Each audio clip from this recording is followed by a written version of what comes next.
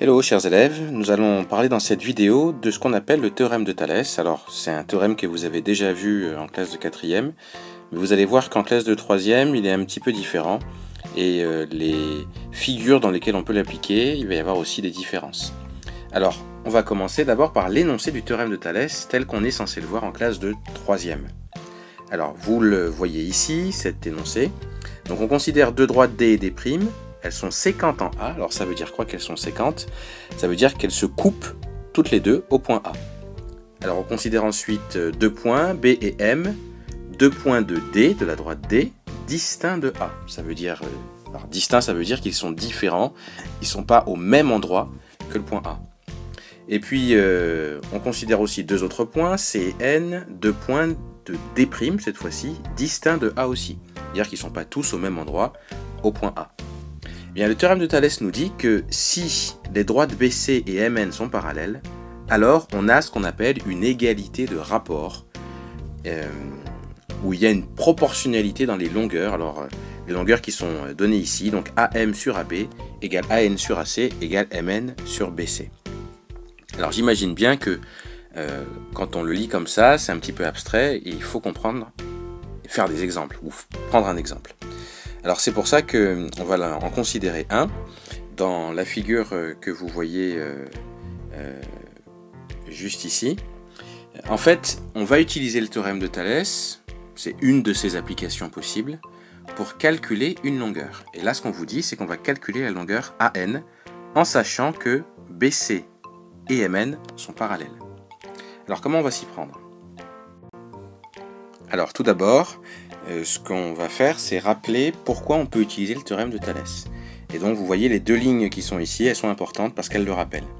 On sait que AN et AM sont séquentes en A, c'est une condition importante, il faut que ces deux droites soient séquentes en un même point, au point A, et BC et MN sont des droites parallèles.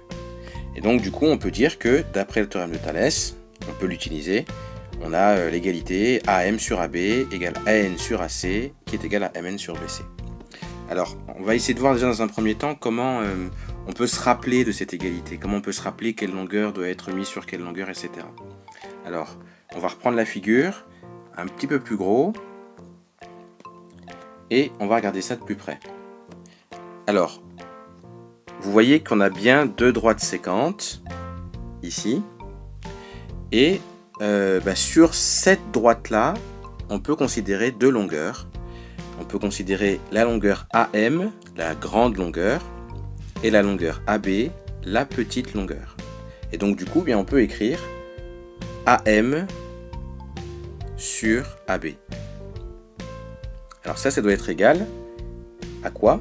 Eh bien, si on reprend l'autre droite cette fois-ci, ici, eh bien, on considère la grande longueur AN, et la petite longueur AC qui est ici.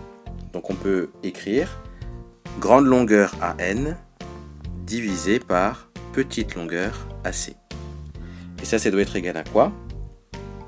Et bien là encore, cette fois-ci on va regarder ces deux droites là, les deux droites qui sont parallèles en fait, et on va prendre la grande longueur MN et la petite longueur BC, ce qui va nous donner donc MN sur BC.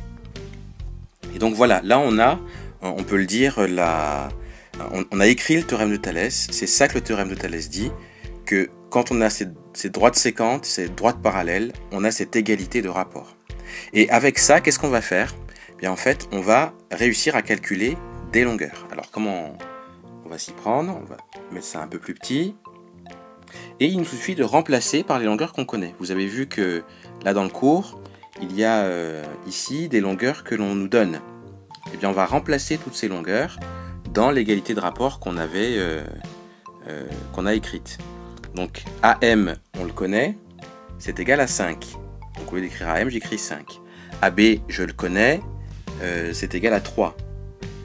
Égal, alors maintenant AN, je le connais, ou pas? Ben non, c'est ce que je cherche, donc je ne peux qu'écrire AN sur, alors AC, est-ce qu'on le connaît?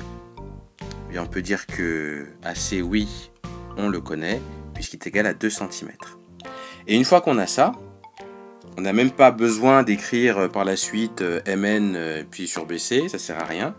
Donc en fait, une fois qu'on a ça, il nous suffit tout simplement de... Alors je vais l'effacer pour pas que vous pensiez qu'il faille l'écrire. Il nous suffit tout simplement ensuite d'appliquer le produit en croix. Vous vous rappelez, le produit en croix, ce qu'il dit, bien, il dit que AN, c'est égal à 5 multiplié par 2 divisé par 3. Ce qui fait, quand on le calcule, environ 3,3. Et ça, évidemment, ça se fait à la calculatrice. Donc voilà comment on peut déjà utiliser le théorème de Thalès lorsque on veut calculer une longueur dans une configuration déjà précise. Alors à vous de rédiger maintenant, et vous avez ici cette partie-là à écrire. Alors juste un petit détail que je n'ai pas précisé tout à l'heure, j'ai toujours commencé, quand j'ai fait l'égalité de rapport, j'ai fait grande longueur sur petite longueur, mais vous pouvez aussi à chaque fois commencer par la petite longueur sur la grande longueur, petite sur grande, petite sur grande. Mais la seule chose, c'est que si vous, dans un rapport, vous mettez petite sur grande, il faut mettre petite sur grande partout. Si vous mettez grande sur petite dans un rapport, eh bien, il faut mettre grande sur petite dans tous les rapports. Donc voilà, je vous laisse travailler.